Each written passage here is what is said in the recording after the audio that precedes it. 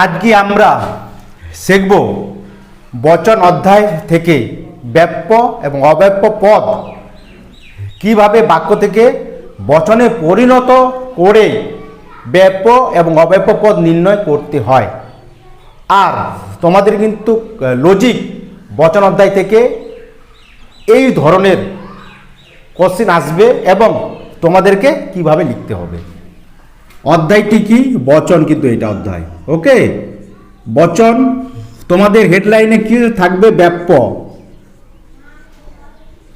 ব্যাপ্য এবং অব্যাপ্য, অব্যাপ্য পদ নির্ণয় করো। ওকে, এটা কিন্তু তোমাদের হেডলাইনে পরীক্ষায় থাকবে, ফাইনাল হোক বা টেস্ট পরীক্ষায় আসতে পারে, কারণ আমাদেরকে বচন অধ্যায় থেকে ব্যাপ্য অব্যাপ্য শিখতে হবে যদি আমরা দর্শনে 100তে 100 উঠাতে চাই।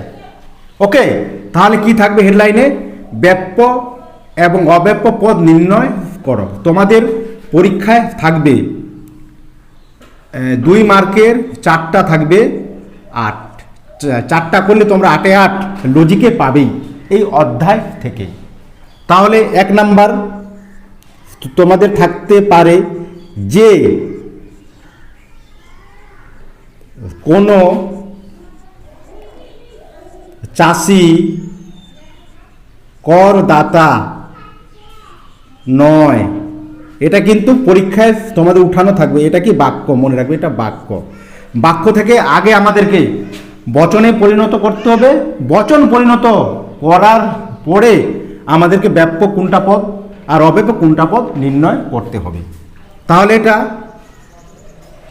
কোন বচন হবে? এটা কিন্তু ও বচন হবে। ওকে, কোন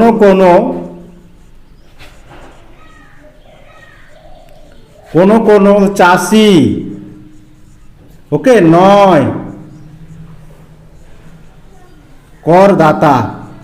ওকে, তাহলে আমরা বাক্য থেকে বচনে পরিণত করলাম। ওকে, এইবারে যখন আমরা বাক্য থেকে বচনে পরিণত করব, তারপরে আমাদেরকে ব্যাপ্য আর অব্যাপ্য পদ নির্ণয় করতে হবে। তাহলে কি? প্রথমে বের করবো আমরা ব্যাপ্য।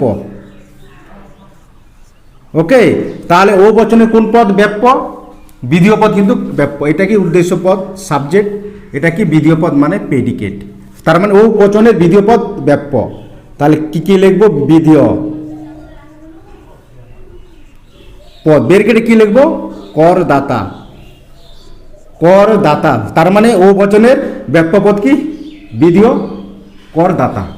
এবারে কি লিখবো পয়েন্টে? অব্যাপ্য। ওকে, এবারে ও বচনে কি? উদ্দেশ্য পদ কি? অব্যাপ্য। উদ্দেশ্য পদ কি? অব্যাপ্য। অব্যাপ্য কি? উদ্দেশ্য পদ। বের কেটে আমরা কি লিখবো? চাষি, চাষি। এইভাবে লিখলেই প্রতিটাতেই তোমাদের 2 মার্ক করে থাকবে। 2 কিন্তু যদি ঠিক করতে পারো 2-এ 2, 4টায় যদি ঠিক হয় তাহলে 8-এ 8। কোথাও নাম্বার কাটবে না তোমাদের কিন্তু লজিকে। বারবার বলছি, তোমরা ফিলোসফি লজিক করবে, নোট করবে না। লজিক অতটা কিন্তু তোমাদের টাফ না যে করতেই তোমরা পারবে না, করলেই পারবে। এবার 100% পারবেই। ওকে, এরপরে আমরা আরেকটা দেখে নিব। ওকে,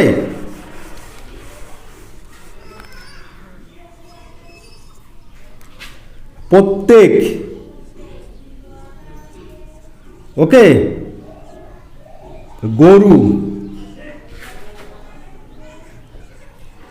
তৃণভোজী প্রাণী। মনে রাখবে কি? প্রত্যেক গরু তৃণভোজী প্রাণী।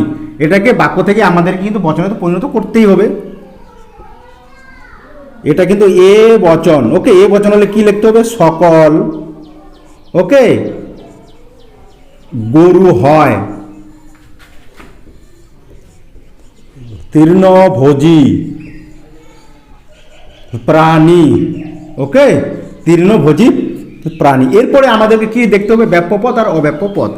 পয়েন্ট দিয়ে লিখবো আমরা ব্যাপ্য। তাহলে এই বচনে কোন পদ? ব্যাপ্য। উদ্দেশ্য পদ কিন্তু ব্যাপ্য। ওকে, লিখে দেব উদ্দেশ্য পদ। এবার উদ্দেশ্য পদ এটা কি? গরুটা কিন্তু উদ্দেশ্য পদ। ওকে, তার মানে গরুটা কি উদ্দেশ্য পদ, তার মানে গরুটা ব্যাপ্য। এরপরে কি লিখবো আমরা, পয়েন্ট অব্যাপ্য। অব্যাপ্য, এবার এ বচনের কোন পদ অব্যাপ্য, বিধেয় পদটা কিন্তু অব্যাপ্য। ওকে, মনে রাখতে হবে কিন্তু প্রতিটাই। এবার বিধেয় পদ কি, তীর্ণ ভোজী প্রাণী, এটা কি অব্যাপ্য, এইভাবে লিখতে হবে। আর 100% তোমাদের দেখবে টেস্টেই কিন্তু এইটা হেডলাইন থাকবে, ব্যাপ্য এবং অব্যাপ্য পদ নির্ণয় করো। আসবেই, আসার চান্স 100%। ফাইনালে নাও আসতে পারে, কারণ ফাইনালে কিন্তু 2024-এ যারা উচ্চ মাধ্যমিক পরীক্ষা দিয়েছিল তাদের কিন্তু এই হেডলাইনটি এসেছিল। তার কারণে অনেক স্কুলেই তোমরা দেখবে এই হেডলাইনটি চলে এসেছে, ব্যাপ্য এবং অব্যাপ্য পদ নির্ণয় করো। ওকে।